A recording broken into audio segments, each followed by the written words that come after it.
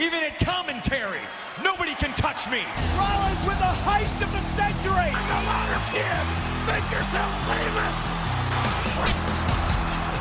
Look at the stare of the champion against the challenger.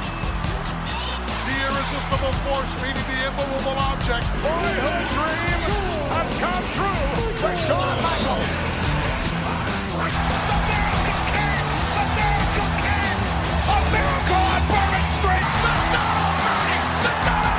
And killing. Oh my God. As God is my witness, he is broken in half.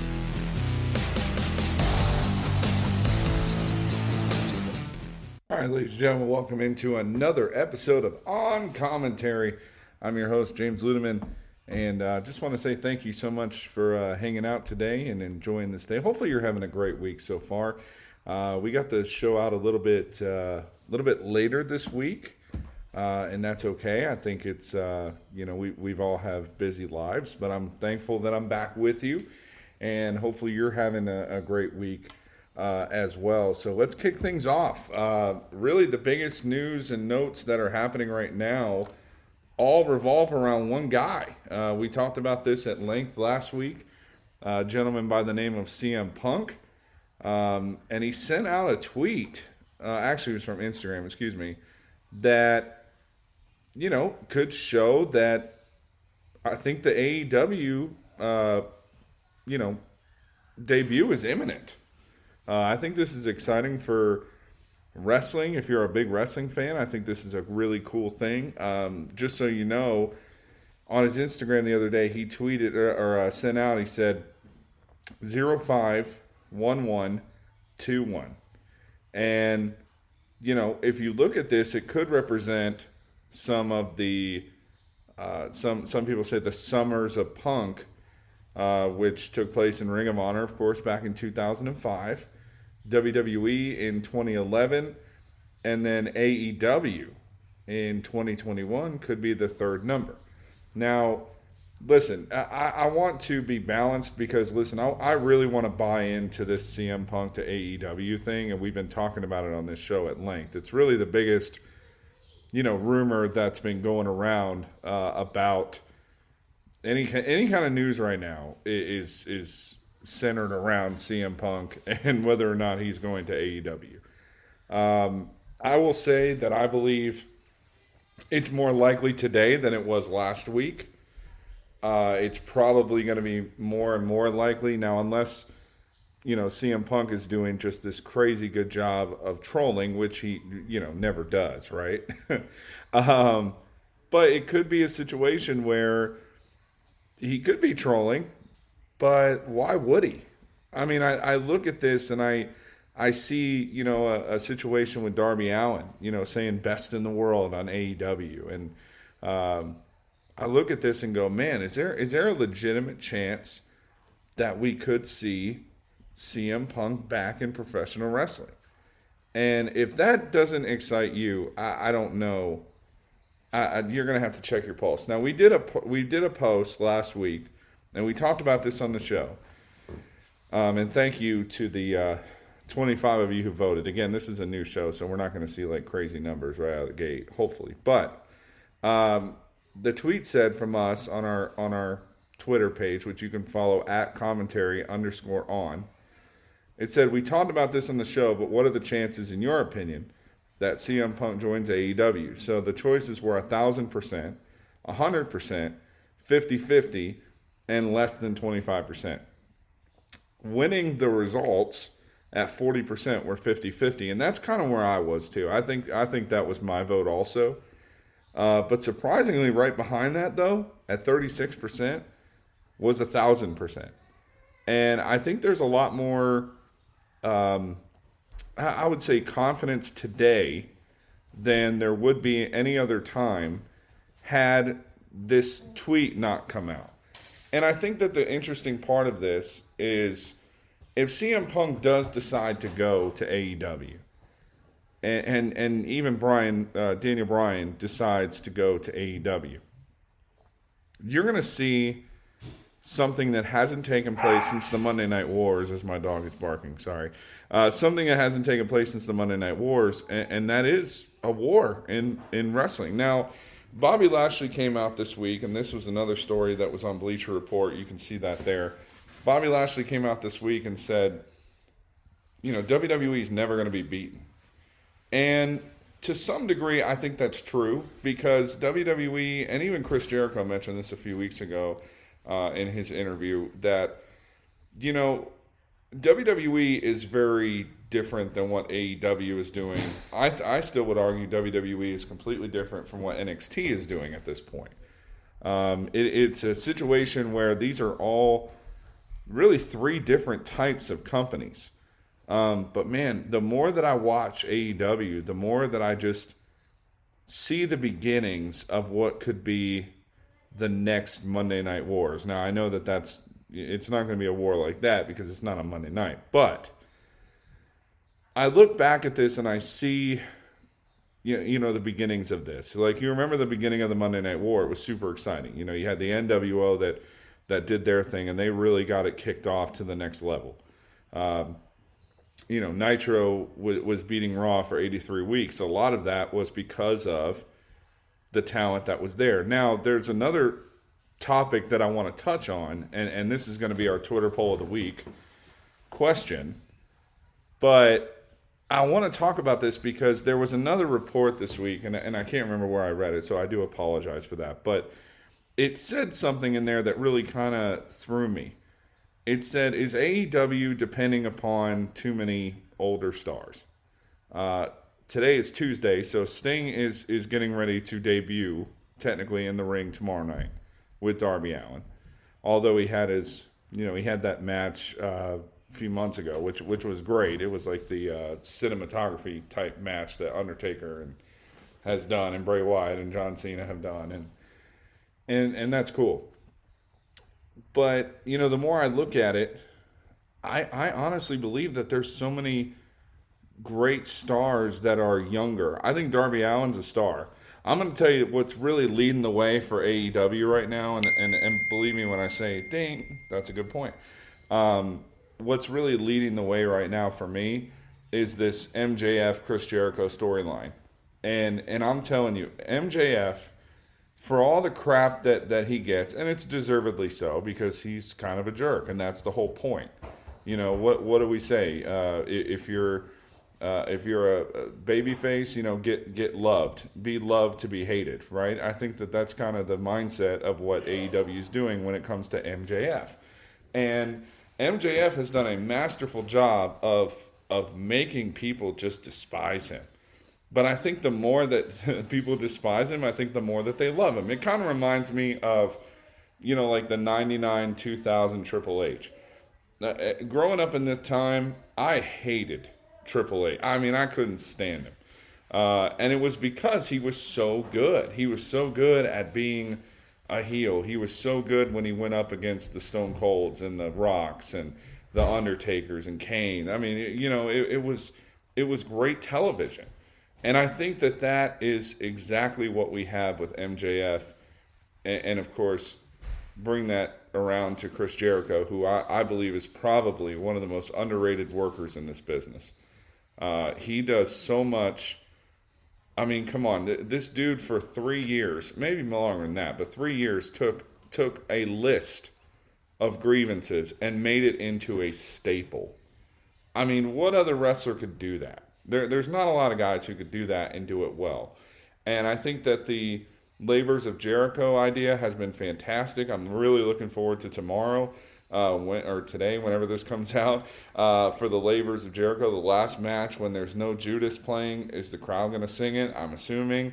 It's going to be interesting to see kind of where that goes. But it's been because of the storytelling, and it's been because of the young talent that this group has. And when you bring in a CM Punk, to tie this back in, you're bringing in a guy who came from the WWE. He had success in Ring of Honor, but I would say his greatest success, of course, was the WWE. So what kind of success do you look for CM Punk to have in AEW? He's not going to, well, at least again, this is all speculative, but from my understanding, you don't put him in a full-time situation right away. Maybe you do. Maybe he comes back in and just, hits the ground running. And I don't know if you put a championship on him right away. Although I was a little surprised this past week. Christian Cage comes in, wins the Impact World title, has another match against Kenny Omega for the AEW title at All Out. And I think that's fantastic. I love Christian. I'm telling you, I do. I've been a big Christian fan my whole life, and so it's been so good to kind of see him grow and develop and, get better and be able to come back. And good for him. I think this is definitely a huge step. But, when you have a guy like CM Punk who hasn't been in the ring in a long time, and what are you going to do with him? You got to be able to do some kind of story. And I think that this is where AEW is doing really well, is they're giving storylines. Now, I think for WWE, to their credit, I feel like SmackDown has been kind of that place, where they're really doing storylines. If you would have told me last year that John Cena and Roman Reigns would be going into SummerSlam this weekend and main eventing it, I don't know if I would have liked it as much as I do now. Because of what they have been able to do. And there was another report this week that they have been, SmackDown, especially with Roman Reigns, they've been able to kind of have free reign, no pun intended, to say whatever they want to say. And they need to do that. I think when you have scripted promos, it's good. But at the same time, it's not. You don't see. Could you imagine Roman Reigns right now as the head of the table with scripted promos? I couldn't imagine that. I look at a guy like Paul Heyman, who, when they originally paired up, you would think, okay, Paul Heyman's going to be kind of the mouth. He's going to be the guy that talks a lot. He's going to be the guy that gives Roman a break. But no, it's really been Roman Reigns that has carried this head of the table moniker, and I love it. And you got to wonder storyline-wise where that's going to go. But coming back to the point about CM Punk, I think if CM Punk is given free reign to, come on the microphone, do what he does, his mic skills are great. I'm interested to see if he does come back, how his wrestling style is going to be. But, I mean, he was a good wrestler before, so it's kind of like riding a bike, I feel like. You just kind of get back in there and you got to do it. And there's some growing pains, but I look at a guy like Christian, who was out for, 7 years, I think it was, and didn't wrestle at all, and has come back, and now he's the Impact World Champion. But he had a great match with Kenny. And granted, some of that's on Kenny Omega because, Kenny is who he is. But don't knock Christian. I mean, he had a great opportunity to do well, and they both had a fantastic match this past week. So, kudos to them. I am interested to see where, this is going to go. But, it's going to be interesting to say. I mentioned earlier Bobby Lashley was talking about the WWE. He actually was on an interview. You could see that TVinsider.com. Scott Fishman, I believe, did the interview. And this was the quote that he said, and I want to bring this up because I think it's important to talk about. He said, "I think the feeling is good." This is Bobby Lashley. "I think the feeling is good. We get tested with so many things. Everyone will say, this is it. This is the downfall of WWE. It's never going to be. We have so much talent in WWE. WWE is never going to be beaten or contested. It's always going to be the flagship of professional wrestling, and that is not going to change." Now, with that said, I think that as much as they want to deny it, I think Vince McMahon realizes that AEW is a threat. I think AEW realizes that they are trying to compete with WWE. And, I think that this could, and I mentioned this earlier, I think this could be the beginning of the Monday Night War style between two companies, and that's great for wrestling. I said that last week on the show. I think it's fantastic for wrestling. I think when you have two companies that are competing against each other, it can be tough. I'll admit that. But at the same time, when you have a situation where, you have these great talents that aren't working, let's just say you have some great talents, let's just say in AEW, and they're not working for whatever reason. they have an option to go to NXT or WWE and get to that next level potentially. Vice versa. You have talents, and we've seen this happen already. We haven't seen it go the other way just yet, but you have talents from WWE like Rusev, who, you know, was okay, but he wasn't as good as what he is now. I think that they're pushing him in a great direction. I think they're doing a lot of cool stuff with him, Miro, and I think that that's awesome. You know, so he goes to AEW and completely flips the script, and now he's, you know, doing very well and one of the champions, as a matter of fact. So I think that that's definitely important to remember that, you know, when you have two companies that are going, quote unquote, head to head with one another, yes, it's going to divide the audience in a way, but it's also going to help to get talent over in a way. Would MJF work in WWE? I don't think so. I don't think so, because I really believe that, you know, it's one of those things where I just don't see WWE letting a character like MJF do that. You know, EC3 was kind of like that. You know, EC3 was an Impact, and he was this heel, and he was doing really well with Impact, and then he left, and he came to NXT, had a good NXT career, came up to WWE, never got anything done, and it really showed. You know, it really showed that there are some stars that come from outside. Now, there are some stars that come from the outside that do really well. Of course, AJ Styles you go to right away. Seth Rollins you go to right away. Those two guys really, and even Daniel Bryan to think about that as well. Daniel Bryan's another guy that came from the outside and really worked his way up and in. And, you know, I think it's great that there are two companies now that you're able to kind of lean on and say, okay, if this one doesn't work out, we at least have an opportunity here. Impact is still around. I think we forget that at times. Impact is still around. Impact is still doing their thing. And it may not be as big as it used to be, but they still have some pretty good talent there as well. And so I think that that's a very exciting thing. I think that that's a situation where, you know, it can be helpful for the sport of professional wrestling if there are two companies who are sort of, quote unquote, competing with each other, and you're giving opportunity for talent. You know, I think that comes down to where is the talent going to do the best at, and it's either right now WWE or it's AEW. NXT is kind of on that line too, but that kind of falls into the WWE umbrella.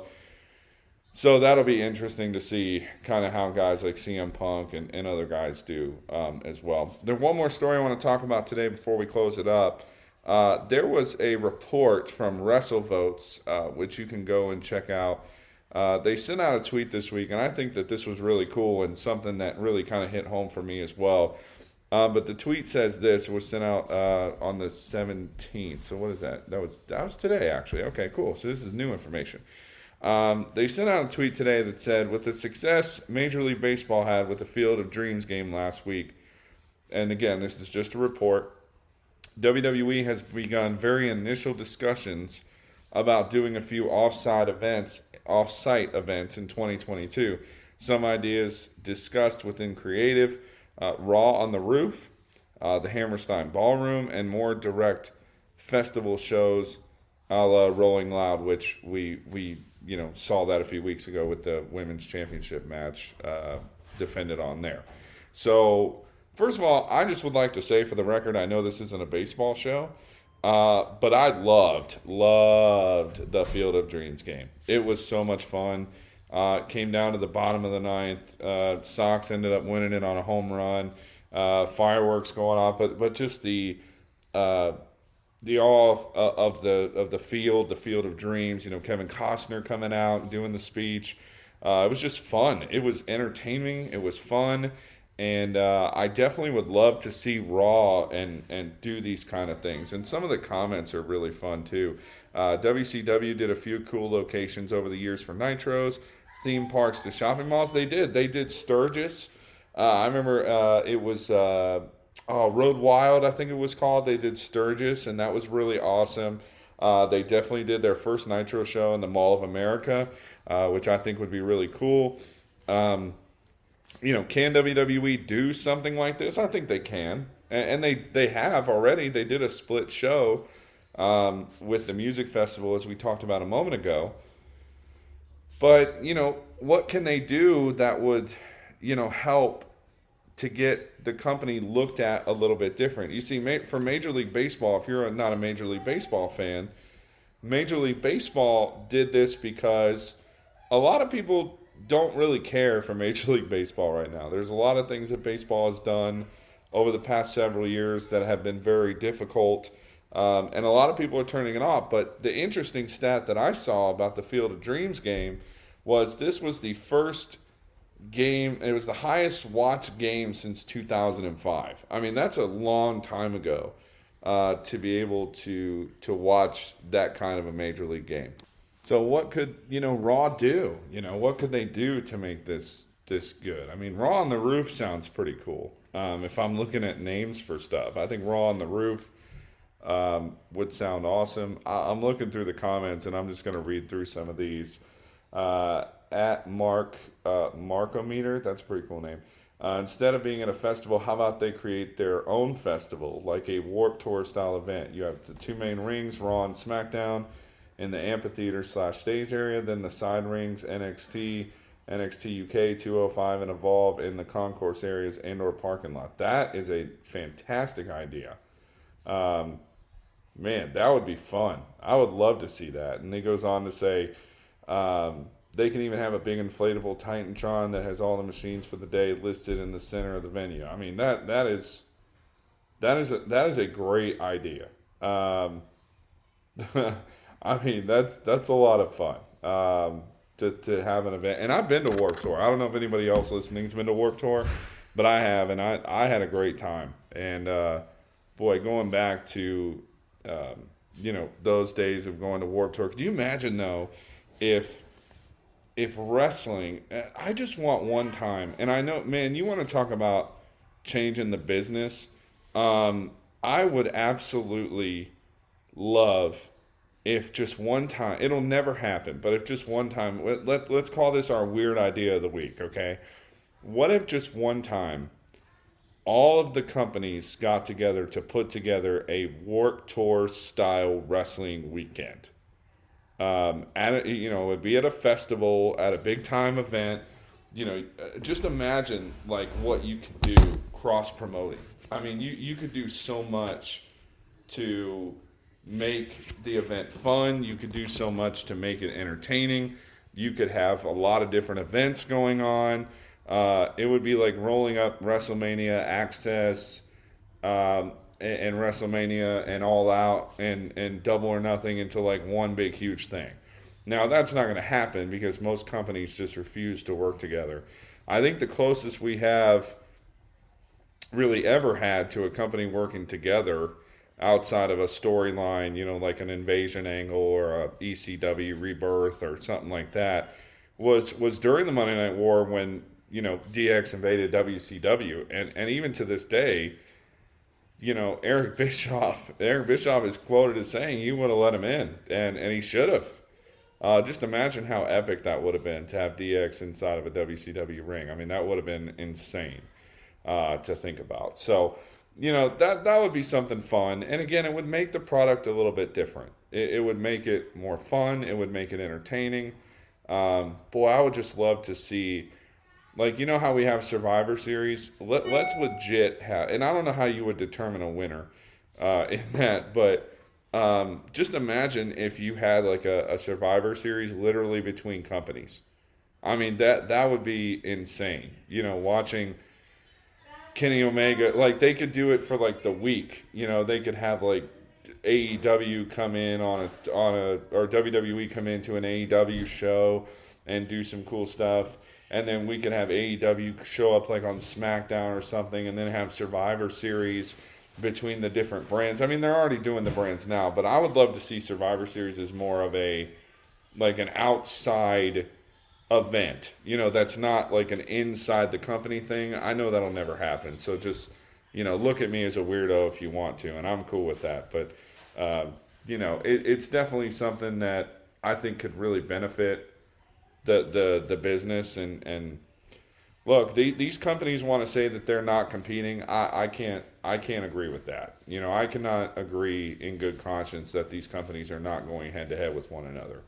But if that is the truth and they're not competing, then right now I think we definitely have a good opportunity to have options. And listen, I think fans have been wanting options for a long time. There are some fans that are just burnt out with WWE, and I think there are some fans that are just burnt out with AEW already. But we'll see what happens. We'll see how it looks, and we'll see kind of where it's going from here.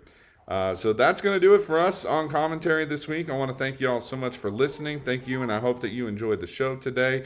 If you did, go to make sure you give us a like on Apple. The WWE podcast shares our show, and we work with them, and they do a fantastic job. So make sure you check out all the cool stuff they have going on Instagram, but also give us a like, follow, and share as well. And if you want to follow us on Twitter, the Twitter handle is @commentary_on, and we would love to have you follow us. And join us next week for a new episode. Again, this is James Ludeman. We are on commentary. We will see you next week. Have a great rest of your week, everybody.